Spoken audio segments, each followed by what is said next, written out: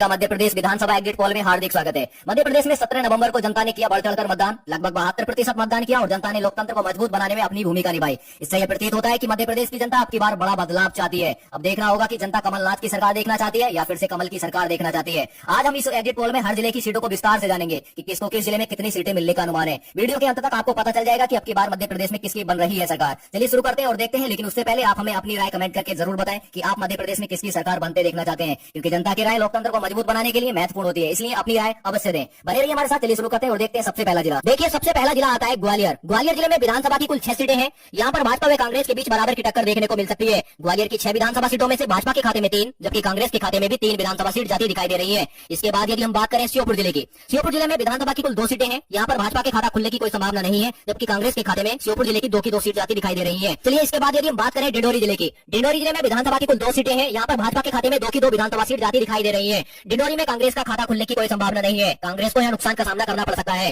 चलिए इसी के साथ यदि हम बात करें इंदौर जिले की, इंदौर जिले में विधानसभा की कुल 9 सीटें हैं। इंदौर जिले की 9 विधानसभा सीटों में से भाजपा के खाते में 6, जबकि कांग्रेस के खाते में 3 विधानसभा सीट जाती दिखाई दे रही है। यहाँ पर भी कांग्रेस को नुकसान का सामना करना पड़ सकता है, जबकि भाजपा को यहाँ फायदा होता नजर आ रहा है। चलिए इसी के साथ यदि हम बात करें शहडोल जिले की, शहडोल जिले में विधानसभा की कुल 3 सीटें हैं। शहडोल जिले की 3 विधानसभा सीटों में से भाजपा के खाते में 1, जबकि कांग्रेस के खाते में 2 विधानसभा सीट जाती दिखाई दे रही है। चलिए इसी के साथ यदि हम बात करें मुरैना जिले की, मुरैना जिले में विधानसभा की कुल 6 सीटें हैं। यहाँ पर भाजपा के खाते में 4, जबकि कांग्रेस के खाते में 2 विधानसभा सीट जाती दिखाई दे रही है। यानी कि कांग्रेस को यहाँ नुकसान का सामना करना पड़ सकता है। चलिए इसी के साथ यदि हम बात करें दतिया जिले की, दतिया जिले में विधानसभा की कुल 3 सीटें हैं। यहाँ पर भाजपा के खाता खुलने की कोई संभावना नहीं है, जबकि दतिया जिले की 3 विधानसभा सीट कांग्रेस के खाते में दिखाई दे रही है। दतिया जिले में भाजपा की लुटिया डूबती नजर आ रही है। चलिए इसी के साथ यदि हम बात करते हैं जबलपुर जिले की, जबलपुर जिले में विधानसभा की कुल 8 सीटें हैं। यहाँ पर भाजपा व कांग्रेस के बीच बराबर की टक्कर देखने को मिल सकती है। यानी कि जबलपुर जिले में विधानसभा की 8 सीटों पर भाजपा के खाते में 4, जबकि कांग्रेस के खाते में भी 4 विधानसभा सीट जाती दिखाई दे रही है। चलिए इसी के साथ यदि हम बात करें शिवपुरी जिले की, शिवपुरी जिले में विधानसभा की कुल 5 सीटें हैं। यहाँ पर भाजपा के खाते में 2, जबकि कांग्रेस के खाते में 3 विधानसभा सीट जाती दिखाई दे रही है।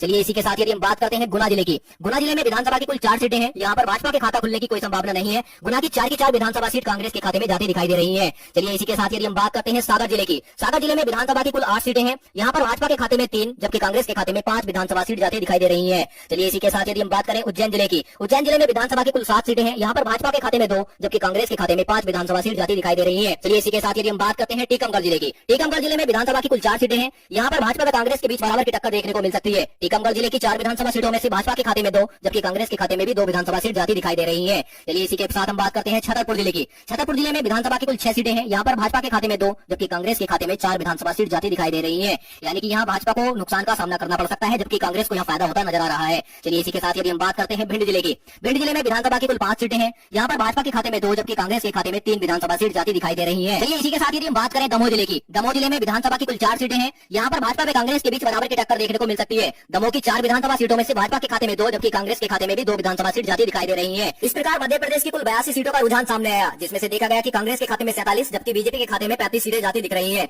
यानी कि कह सकते हैं कि अभी कांग्रेस बढ़त बनाए हुए चल रही है। चलिए इसी के साथ यदि हम बात करते हैं पन्ना जिले की, पन्ना जिले में विधानसभा की कुल 3 सीटें हैं। यहाँ पर भाजपा के खाते में 1, जबकि कांग्रेस के खाते में 2 विधानसभा सीट जाती दिखाई दे रही है। चलिए इसके बाद हम बात करते हैं भोपाल जिले की, भोपाल जिले में विधानसभा की कुल 7 सीटें हैं। यहाँ पर भाजपा के खाते में 3, जबकि कांग्रेस के खाते में 4 विधानसभा सीट जाती दिखाई दे रही है। चलिए इसी के साथ यदि हम बात करते हैं सतना जिले की, सतना जिले में भी विधानसभा की कुल 7 सीटें हैं। यहाँ पर भाजपा के खाते में 5, जबकि कांग्रेस के खाते में 2 विधानसभा सीट जाती दिखाई दे रही है। ये कहें कि कांग्रेस को यहाँ नुकसान होता नजर आ रहा है, जबकि भाजपा को यहाँ फायदा होता नजर आ रहा है। चलिए इसी के साथ यदि हम बात करते हैं रीवा जिले की, रीवा जिले में विधानसभा की कुल 8 सीटें हैं। यहाँ पर भाजपा के खाते में 6, जबकि कांग्रेस के खाते में 2 विधानसभा सीट जाती दिखाई दे रही है। यानी कि भाजपा को यहाँ काफी फायदा होता नजर आ रहा है, जबकि कांग्रेस को यहाँ नुकसान का सामना जाने करना पड़ सकता है। चलिए इसी के साथ यदि हम बात करें सिंगरौली जिले की, सिंगरौली जिले में विधानसभा की कुल 3 सीटें हैं। यहाँ पर भाजपा के खाता खुलने की कोई संभावना नहीं है, जबकि कांग्रेस के खाते में 3 विधानसभा सीट जाती दिखाई दे रही है। ये कहें कि यहाँ भाजपा की लुटिया डूबती नजर आ रही है। चलिए इसी के साथ यदि हम बात करें अनूपपुर की, अनूपपुर में विधानसभा की कुल 3 सीटें हैं। यहाँ पर भाजपा के खाते में 2, जबकि कांग्रेस के खाते में 1 विधानसभा सीट जाती दिखाई दे रही है। चलिए इसी के साथ यदि हम बात करते हैं सिंधी जिले की, सिंधी जिले में विधानसभा की कुल 4 सीटें हैं। यहाँ पर भी भाजपा व कांग्रेस के बीच बराबर की टक्कर देखने को मिल सकती है।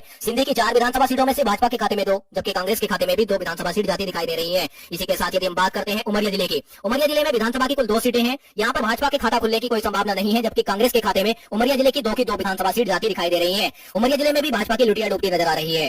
चलिए इसी के साथ यदि हम बात करते हैं कटनी जिले की, कटनी जिले में विधानसभा की कुल 4 सीटें हैं। कटनी जिले में भाजपा व कांग्रेस के बीच बराबर की टक्कर देखने को मिल सकती है। कटनी की 4 की 4 विधानसभा सीटों में से भाजपा के खाते में 2 जबकि कांग्रेस के खाते में 2 विधानसभा सीट जाती दिखाई दे रही है। चलिए इसी के साथ यदि हम बात करते हैं मंडला जिले की, मंडला जिले में विधानसभा की कुल 3 सीटें हैं। यहाँ पर भाजपा के खाते में 2 जबकि कांग्रेस के खाते में 1 विधानसभा सीट जाती दिखाई दे रही है, यानी कि कांग्रेस को यहाँ 1 सीट से नुकसान का सामना करना पड़ सकता है। चलिए इसी के साथ यदि हम बात करते हैं बालाघाट की, बालाघाट में विधानसभा की कुल 6 सीटें हैं। बालाघाट की 6 विधानसभा सीटों में से भाजपा के खाते में 2 जबकि कांग्रेस के खाते में 4 विधानसभा सीट जाती दिखाई दे रही है, यानी कि भाजपा को 2 सीटों से यहाँ नुकसान का सामना करना पड़ सकता है। चलिए इसी के साथ यदि हम बात करते हैं सिवनी जिले की, सिवनी जिले में विधानसभा की कुल 4 सीटें हैं। सिवनी जिले की 4 विधानसभा सीटों में से भाजपा के खाता खुलने की कोई संभावना नहीं है। सिवनी जिले की 4 की 4 विधानसभा सीट कांग्रेस के खाते में जाती दिखाई दे रही है। इस प्रकार मध्य प्रदेश की 136 सीटों का रुझान सामने आया, जिसमें से देखा गया कि कांग्रेस के खाते में 76 जबकि बीजेपी के खाते में 60 विधानसभा सीट जाती दिख रही है। ये कहें कि कांग्रेस अभी भी बढ़त बनाए हुए चल रही है। चलिए इसी के साथ यदि हम बात करते हैं नरसिंहपुर की, नरसिंहपुर में विधानसभा की कुल 4 सीटें हैं। यहाँ पर भाजपा के खाते में 1 जबकि कांग्रेस के खाते में 3 विधानसभा सीट जाती दिखाई दे रही है। चलिए यदि हम बात करें छिंदवाड़ा जिले की, छिंदवाड़ा जिले में विधानसभा की कुल 7 सीटें हैं। यहाँ पर भाजपा के खाते में 3 जबकि कांग्रेस के खाते में 4 विधानसभा सीट जाती दिखाई दे रही है।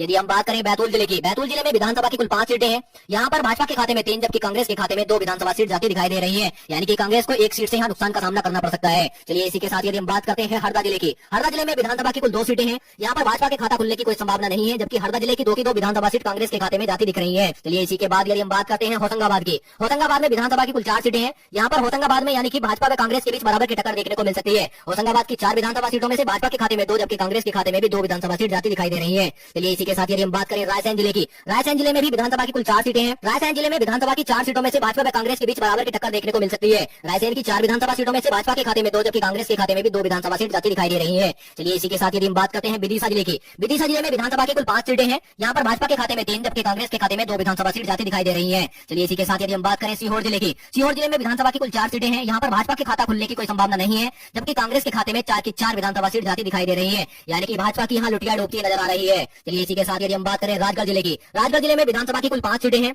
यहाँ पर भाजपा के खाते में 2 जबकि कांग्रेस के खाते में 3 विधानसभा सीट जाती दिखाई दे रही है। चलिए इसी के बाद यदि हम बात करते हैं शाजापुर जिले की, शाजापुर जिले में विधानसभा की कुल 3 सीटें हैं। यहाँ पर भाजपा के खाते में 1 जबकि कांग्रेस के खाते में 2 विधानसभा सीट जाती दिखाई दे रही है। इसी के साथ यदि हम बात करें देवास जिले की, देवास जिले में विधानसभा की कुल 5 सीटें हैं। यहाँ पर भाजपा के खाते में 3 जबकि कांग्रेस के खाते में 2 विधानसभा सीट जाती दिखाई दे रही है। चलिए इसी के साथ यदि हम बात करते हैं खंडवा जिले की, खंडवा जिले में विधानसभा की कुल 4 सीटें हैं। यहाँ पर भाजपा व कांग्रेस के बीच बराबर की टक्कर देखने को मिल सकती है। खंडवा की 4 विधानसभा सीटों में से भाजपा के खाते में 2 जबकि कांग्रेस के खाते में भी 2 विधानसभा सीट जाती दिखाई दे रही है। चलिए इसी के साथ यदि हम बात करें बुरहानपुर की, बुरहानपुर में विधानसभा की कुल 2 सीटें हैं। यहाँ पर भाजपा का खाता खुलने की कोई संभावना नहीं है, जबकि कांग्रेस के खाते में 2 की 2 विधानसभा सीट जाती दिखाई दे रही है, यानी कि यहाँ पर भी भाजपा की लुटिया डूबती नजर आ रही है।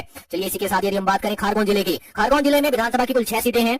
यदि हम बात करें खारगोन की 6 विधानसभा सीटों में से भाजपा के खाते में 4 जबकि कांग्रेस के खाते में 2 विधानसभा सीट जाती दिखाई दे रही है, यानी कि कांग्रेस को खारगोन में नुकसान का सामना करना पड़ सकता है, जबकि भाजपा को यह काफी फायदा नजर होता आ रहा है। चलिए इसी के साथ यदि हम बात करें बड़वानी जिले की, बड़वानी जिले में विधानसभा की कुल 4 सीटें हैं। यहाँ पर भाजपा व कांग्रेस के बीच बराबर की टक्कर देखने को मिल सकती है। बड़वानी की 4 विधानसभा सीटों पर भाजपा के खाते में 2 जबकि कांग्रेस के खाते में भी 2 विधानसभा सीट जाती दिखाई दे रही है।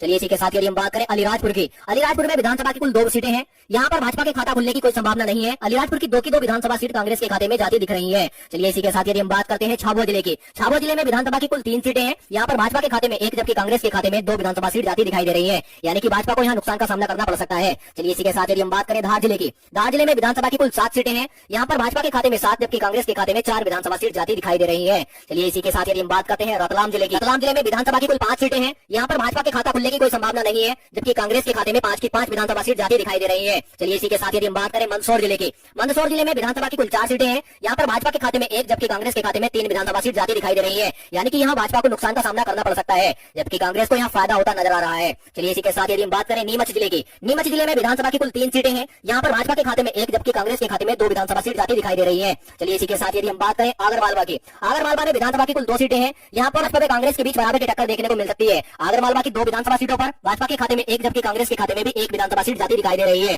चलिए इसी के साथ यदि हम बात करें अशोकनगर की, अशोकनगर में विधानसभा की कुल 3 सीटें हैं। यहाँ पर भाजपा के खाते में 2 जबकि कांग्रेस के खाते में 1 विधानसभा सीट जाती दिखाई दे रही है, यानी कि कांग्रेस को यहाँ नुकसान का सामना करना पड़ सकता है, जबकि भाजपा को यहाँ फायदा होता नजर आ रहा है। चलिए इसी के साथ यदि हम बात करते हैं निवाड़ी जिले की, निवाड़ी में कुल विधानसभा की 1 सीट है जो कि भाजपा के खाते में जाती दिखाई दे रही है। यहाँ पर कांग्रेस का खाता खुलने की कोई संभावना नहीं है। इस प्रकार आपने मध्य प्रदेश की 230 विधानसभा सीटों का सर्वे विस्तार से जाना, और यहाँ देखा गया कि 230 विधानसभा सीटों में से भाजपा के खाते में 95 जबकि कांग्रेस के खाते में 135 सीटें जाती दिख रही है। कि मध्य प्रदेश में पूर्ण बहुमत की सरकार बनाने के लिए 116 सीट जीतने की आवश्यकता होती है, जबकि भाजपा के खाते में कितनी रही 95, लेकिन कांग्रेस के खाते में 135 सीटें जाती दिख रही है। तो यहाँ कह सकते हैं इस सर्वे के अनुसार कि मध्य प्रदेश में अब की बार कांग्रेस अपनी सरकार बनाने जा रही है।